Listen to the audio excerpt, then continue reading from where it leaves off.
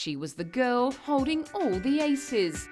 Her blossoming movie and music career, thanks to the High School Musical franchise, a super hot co-star boyfriend in the form of uber-cool Zac Efron, and all the awards, money and fame any young girl could dream of. But unfortunately for Vanessa Hudgens, the card sharks around her had some aces of their own. Photographs of her in her birthday suit. Pretty soon those images were splashed all over the internet, and the sweetest young petal in LA found herself decidedly deflowered. With a natural beauty born of her Eurasian and Native American heritage and a strong connection with music, Vanessa was destined for a career in stage and screen. Her big break came through the role of Gabriela Montez in the teen hit High School Musical. I've loved musicals since the day I was born, and the fact that I get to be a part of one and it's become this huge phenomenon is very fulfilling for me. With its teen romance themes and feel-good dance numbers, High School Musical was a huge commercial hit and garnered 2 equally successful sequels. Usually it's hard for films to transfer from America over here to the Brits and everything because the sense of humor, I think, is quite different.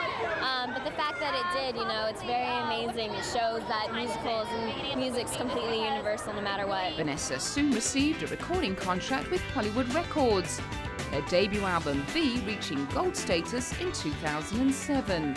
The same year, she made it onto the Forbes list of Young Hollywood's top earning stars, as well as People magazine's list of 100 most beautiful people. Her squeaky clean public persona was topped off with her extensive work for charity. Fame had changed the life of the girl from Southern California. It's just made things way more chaotic. I mean, before I'm so used to just sitting around at home, just kind of doing absolutely nothing, looking for my next job. And now I wake up to paparazzi outside my house, following me where I go, and not really being able to go to the malls because the girls will follow me and not let me go anywhere. And I mean, that's the crazy part. Things got even more crazy when the nude pictures of her were posted on the internet without her consent. Hardly a good look for the Disney Corporation's pin-up girl. There was some talk of Disney dropping her from the 3rd installment of the High School Musical franchise. Vanessa made a public apology, but celebrity blogger Perez Hilton saw trouble ahead. I predict that Zac Efron and Vanessa Hudgens will break up because she's a troublemaker and he's too pretty to stay with her for that long. It seems Perez was a little premature. In fact, Zac took the news pretty well. He's such a sweet guy. He's completely normal and he's just great. The blossoming love between the two was tested just a year later. Pictures showing Vanessa posing topless in her home emerged on the net. Perhaps Perez Hilton's prediction may yet come true.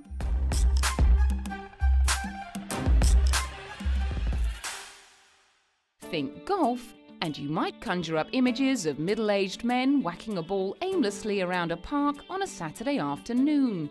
Well, when it comes to Tiger Woods, you can forget all that. He reinvented the game with his sheer athleticism, extraordinary skill, and immense will to win. But his cold mask of perfection cracked right down the middle when the world learnt that this husband and father had a serious taste for extramarital bedroom romps. A taste so strong, he was forced to check himself into therapy for sex addiction. His fall from grace was spectacular. As a child, he'd been a golfing prodigy. Pushed along by his sporting dad, at only 3 years of age, he was on television, putting against Bob Hope. At the age of 21, after only 42 weeks as a professional, he was ranked the world's #1 golfer. The only player in the modern era to have held all 4 major championships at once, this feat is now known as the Tiger Slam. He does not need to be introduced. He's as a young man, who has flattered our pride because of his achievement. And it's a great honor not only to me, but to South Africans, that we should be visited by such an eminent sportsman. It has been an honor for me even to keep him for about 10 minutes inside my house. I would have kept him for the whole day. Tiger was a corporate sponsor's dream. His home life seemed picture perfect, marrying former Swedish model Ellen Nordegren in 2003 and having 2 children with her. He even spoke highly of his parents. My dad was a former Special Forces. He's a pretty tough guy, very focused. And I'd have to say the more competitive one was my mom. Some people don't realize, you start talking to her, you'll see where I get a lot of my fire and my passion is from my mom. I get my calmness from my dad. Tiger quickly signed extremely lucrative deals with major brands like Nike and Gillette. Golf Digest tipped his combined tour winnings and sponsorship deals to top $1 billion by 2010. But while Tiger was never far from the public eye, little was really known about the man.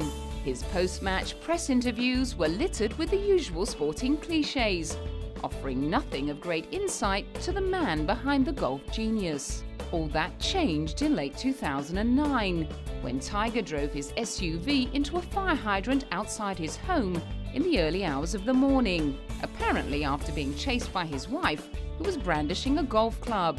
The story exploded shortly after, when a San Diego cocktail waitress publicly claimed she'd had a 2.5-year affair with Tiger. Before long, more than a dozen women had made similar claims, citing Tiger's interest in porn stars, public sex acts, and drug-laden encounters. With his cashed-up sponsors running for the hills, Tiger made a public apology for his indiscretions, taking an indefinite break from the game. In the months and years to come, he will no doubt be looking to the Buddhist teachings handed down to him by his mother. In the Buddhist religion, you have to work for it yourself internally in order to achieve anything in life. And in Buddhism, it's set up the next life, but it's all about what you do and the internal work. So that's one thing she's always preached, is you have to work for everything in your life, and you get out of it what you put into it. So you're going to have to work your butt off in every aspect of your life. And working his butt off is exactly what will be required to get Tiger back out onto the green. She was Marilyn Monroe, the glistening blonde bombshell her public adored.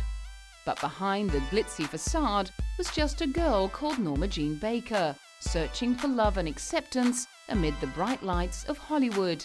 She was sexy one moment, funny lady the next, but she always exuded the slightly otherworldly quality that America fell in love with. With a mother who was in and out of psychiatric facilities and no father figure to speak of, the young Norma Jean was shunted between the homes of family members and foster facilities. Sexually abused by her mother's de facto, she had much to run from when she grew into adulthood.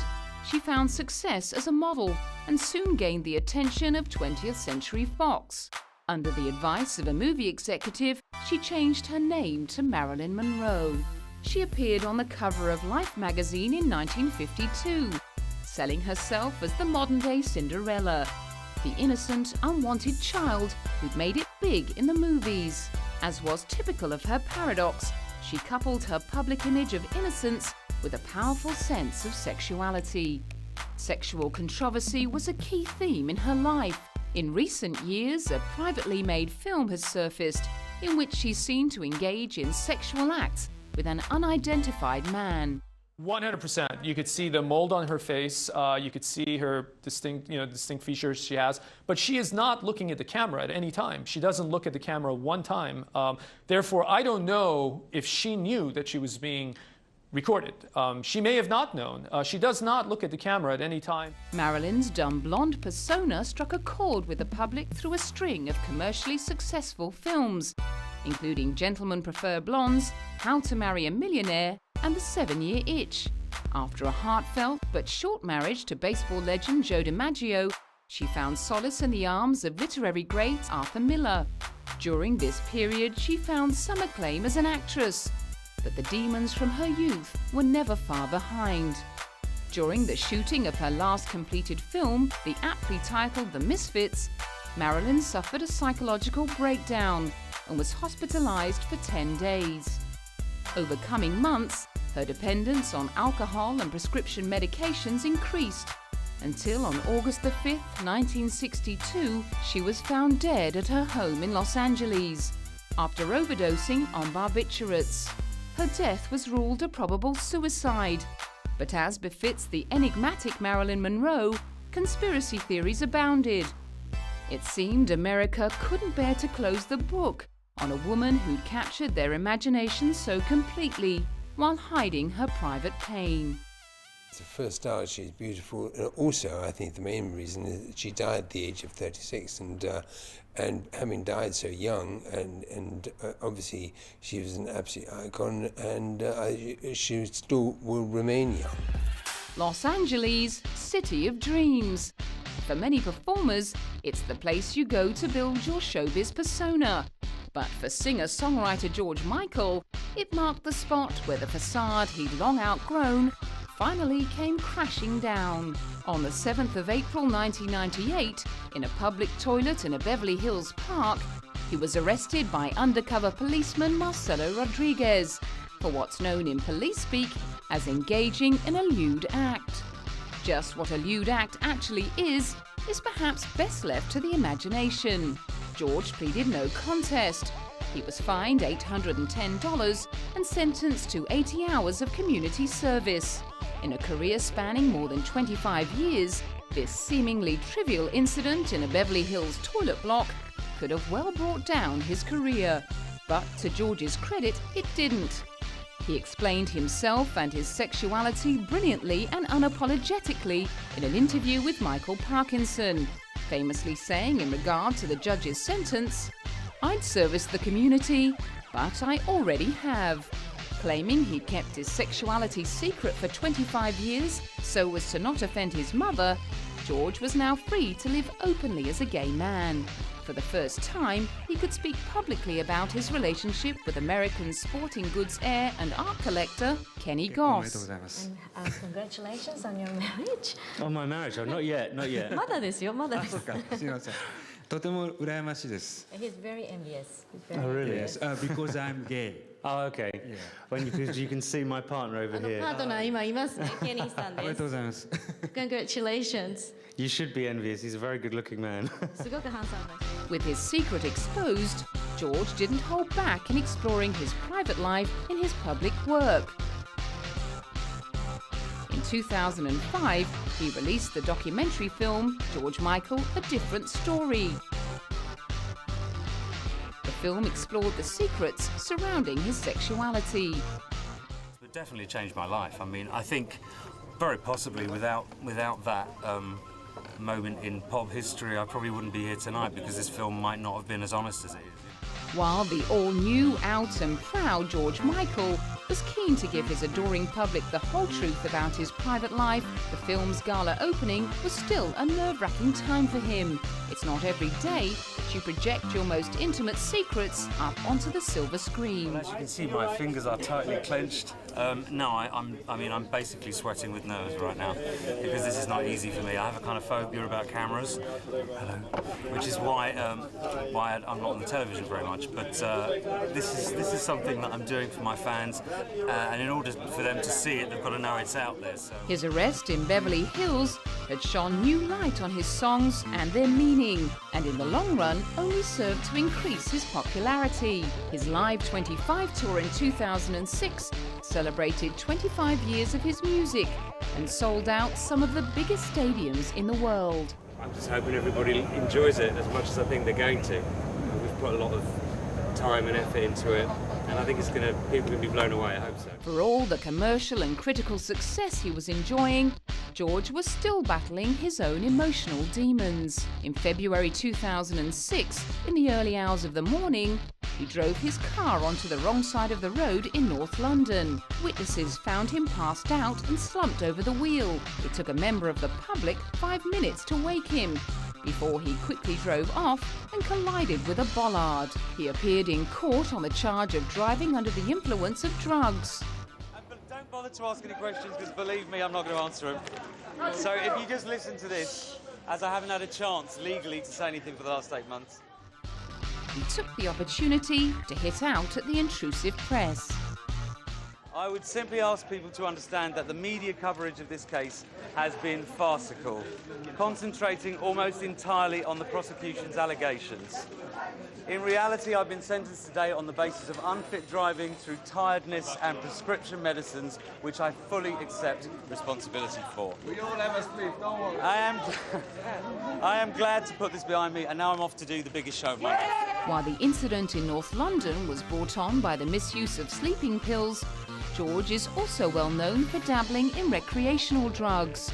In 2007, he publicly confessed that his cannabis use was a problem. Then in 2009, he proudly told an interviewer he'd managed to cut back from 25 spliffs a day down to a meager 7 or 8. There's no question that George is a man of extremes. He doesn't just write songs, he writes smash hits. And when he came out as a gay man, he didn't just make a polite announcement, he got arrested in a toilet. It just goes to show that people can find their epiphany in all sorts of places, even in a men's room in LA.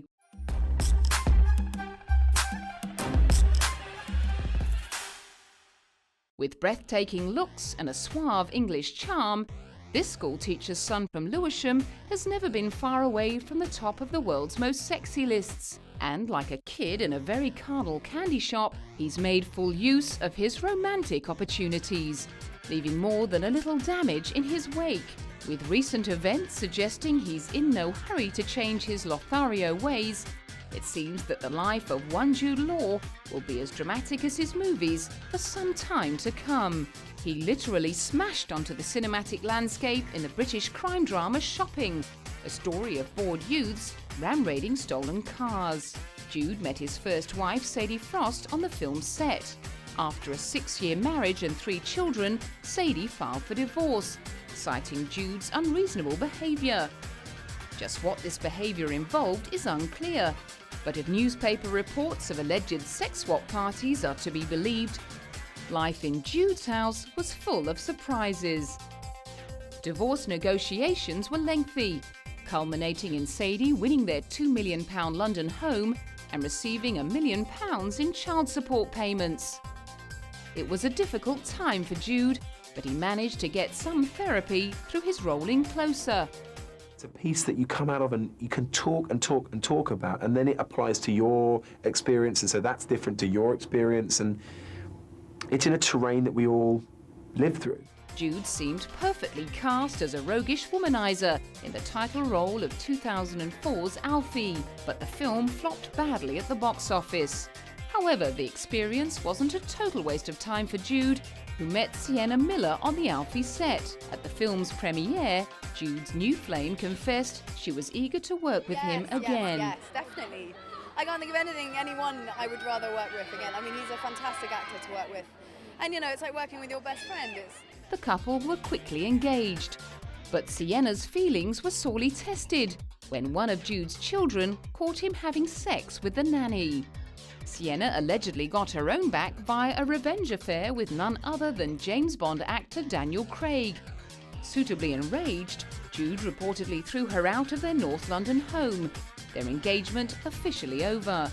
At the premiere of his 2006 film Breaking and Entering, journalists were quick to draw a parallel between Jude's tumultuous personal life and that of his on-screen persona. I'm like him, I'm always trying to do the right thing. I don't often do the right thing, but I'm trying to do the right thing and trying to learn lessons in life. And so those are maybe similarities. By mid-2009, it seemed Jude had done little to change his ways, fathering a 4th child after a brief fling with American model Samantha Burke. But there are signs that Jude may be finally settling down, spending his recent Christmas break with Sienna and 3 of his kids in Barbados. If you want proof that money and fame won't buy you happiness, look no further than Charlie Sheen. His CV features leading roles in critical and commercial hits Platoon and Wall Street, comedy favourites Hot Shots and Major League, as well as lucrative TV comedies Spin City and 2.5 Men. But it's his history of violence, mostly directed towards women, that tells us more about the man. Charlie Sheen's start in the world of movies was very bright indeed.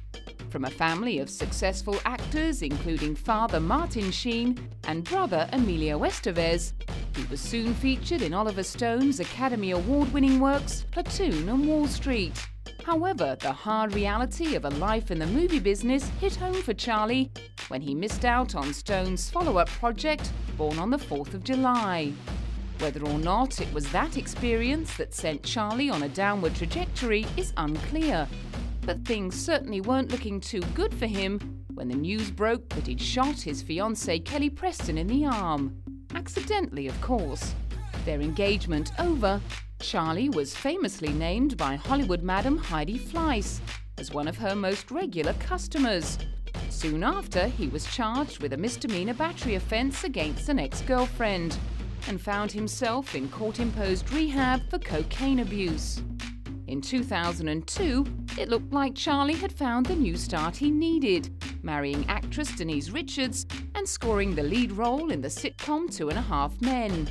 Clearly, though, Charlie's demons were still raging within. While pregnant with their second child, Denise filed for divorce.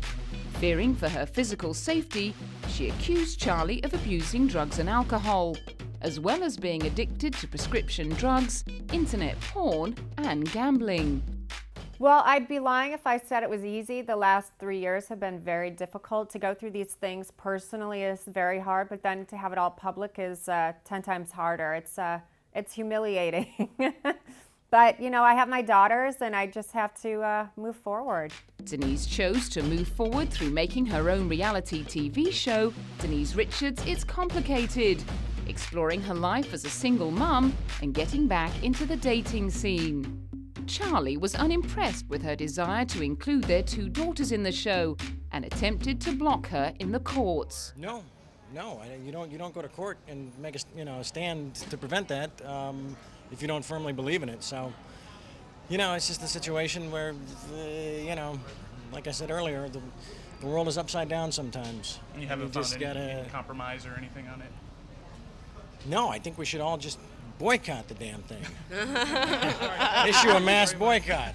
Charlie's efforts were unsuccessful, but he'd at least shown to his public he wasn't just a sex-obsessed drug user, he was also a caring father.